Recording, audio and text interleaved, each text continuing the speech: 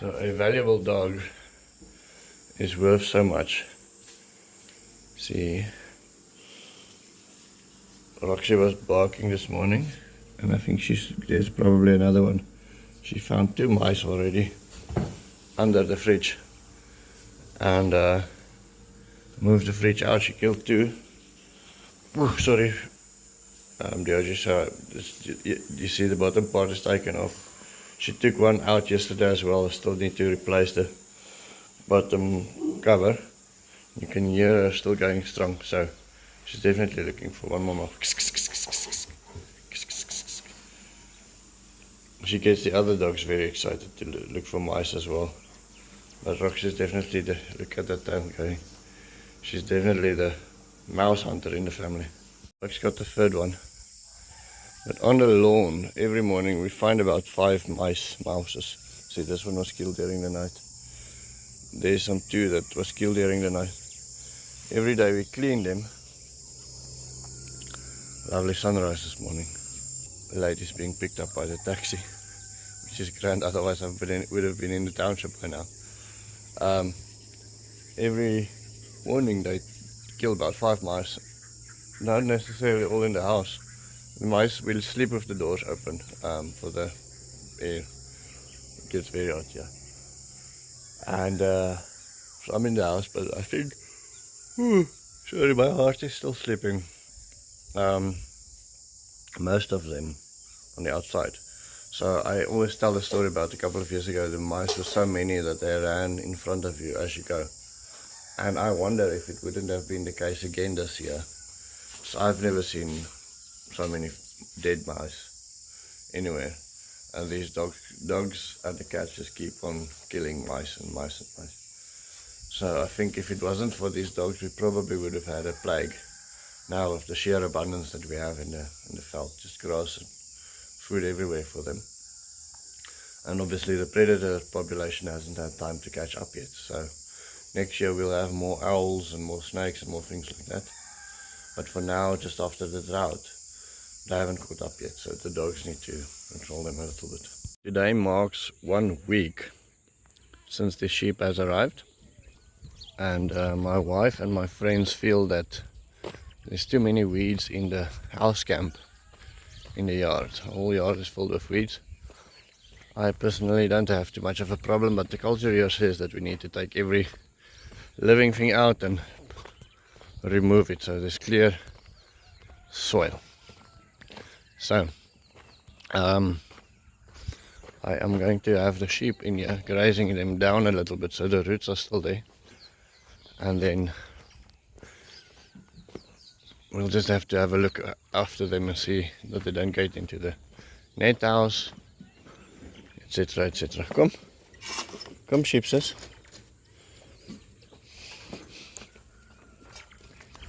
See how they handle this.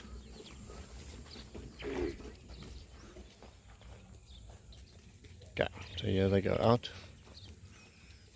immediately getting to the weeds. And the sheep even like the John Deere. I'm gonna start moving them out to the veld, but some of the nipples has started to drop. What do you call this? The others. The others has started to drop on the sheep, which means that the babies are close. Let me see if I can find one. Now that I want to show you, see that one day the babies might be between 2 and 3 weeks out. So we need to see what we're gonna do. If we leave them in Cornell's, take them to Cornell's house and have them graze there, we might get babies in the veld, which reduces the survival. So we might want to keep the ones that's far along back, send the other ones out, something like that. So we'll have to decide how we do that. Mika's doing the rabbits. These 2 ladies have brought a gate for me. Ben is there in the back of the chickens, feeding them, and the kids are helping bringing the gates, just so we can close this hole for today. We still need to buy a long gate like this, but these 2 gates we got from Cornell. So we're just going to place it in front of the hole for today, so the sheep and the goats are safe in this camp. harvesting mint. I'm gonna feed that to the sheep. Our drying racks is almost finished. Hopefully we'll be able to start drying some more things today. The apple experiment went very well. Didn't take as long as I expected. Yeah, they really go after, the kids really go after the apples like crazy when they are a little bit dried out as well. They do eat apples, so many apples in any case. Let's see if they eat mint. Nope, they don't prefer the mint. I found my little Leucaena patch. One of the things I'm scared of is that they kill this patch. See how the cold pushed it down last year?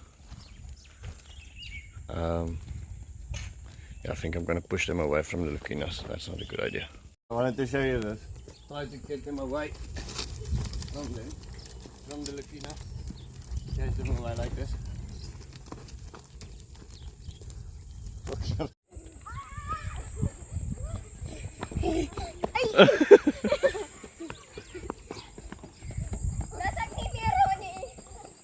Keeping the animals in the house camp lasted about 15 minutes. I couldn't bear them eating my Leucaena or my grape or my fig or my spaghetti garden, and I knew as soon as I go to work and somebody slips up, it takes 15 minutes for them to ruin the garden completely. So I have let them out into the general plot area, and they were here 2 minutes ago. I think they're probably exploring, trying to see where they can go and where they can't go, etc. I'll keep them in here and have them graze us down as much as we can. See how fast we can graze this place down. There is lots and lots of grazing here, so I'm going to push them and get it grazed down and then have them in Cornell's land. See if they don't want to make friends with Brendo, then that would be nice. If they can all, oh, there they are. We need to push, so they, yeah, we need to get them out of that area. They need to come back here. So for the first time we have Leucaena growing where I don't want it to grow. This is right next to the pit that's treating the weeds. So I was looking at that when Mika brought a little critter to me. She calls him Fred. This is a camel spider. I'm trying to get a good shot. She wants to keep him as a pet. So we're just loading at the second stop. I'm quickly finishing thumbnails and descriptions for the previous videos while the guys are doing the loading. This is in the township. My phone's interwebs turned off last night, both Wi-Fi and mobile data, for some strange reason, and so I took it to the shop quickly this morning while we were loading, and Spara ran around to one of the Pakistanis and I fixed it, so now I'm back on the line. We're dividing elephant grass. Lucky and the ladies, they've been planting this now in the valley just before I need to start panning slower, just before this earth moving structure between the Friendly Forest and Damien's Forest. And Lucky has been eyeing the sugarcane, so he's going to plant sugarcane somewhere here as well. He's been eyeing the sugarcane, but all of these are heaps now of elephant grass. You must remember that less than a year ago we probably received 2 bags like this and that, or maybe about a year ago. And that not only gave all of this, but maybe 10 times as much. We split them all up into so many areas. We're gonna plant now in the main river as well, on the banks of the main river. Oh. Just before the rain, hope the rain is coming. There's a grader doing the road, and we are opening the entrance for the rainwater again quickly. We are also spending an hour before lunch. Come! We're still getting our rhythm. We just arrived. There's 2 wheelbarrows, and still need to find out the way to do it. Ben has been putting sand in the bucket and carrying it over. Ben, shop. That's enough. That's enough. You can go with that one. And then, because we don't have enough wheelbarrows, we are also using some buckets to move soil over. We have more people now than wheelbarrows, but I wanted to make it a group activity so it's more fun for everybody. The kids are playing with the soil and looking at the bulldozer. And Dana is coming with his bucket. He went to go fetch himself a bucket as well to move the soil. So we decided to build this dam at our bursts. Quick hour of hard work, physical labor, and then we go move on to softer jobs. Patrick is completely broken today.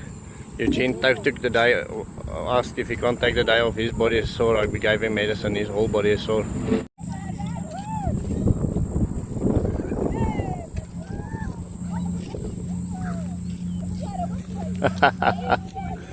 So the Ben and Dada working only lasted so long.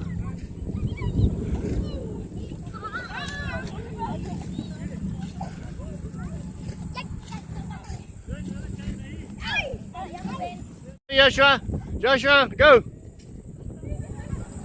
Woo! Ben, go! Tommy, go! Tommy, go! Marcella, wait! Woo! Wait, Tommy! Okay, Marcella!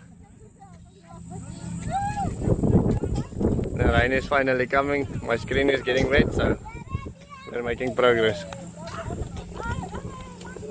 It's coming quite bad. We've spent half an hour. We just found our rhythm, and now this is happening. Rain is coming. The people are bringing their cattle back. So I came home and we started working on the roof. Now there's a couple of things, quite a bit of things that's still going to change. But because we got into a nice flow, the guys decided to work late, obviously against a financial reward, and the kids made us some bread and made us some coffee, and so we are making progress with the roof. So those things we just used to sit on. There was one day that I sat on that broke.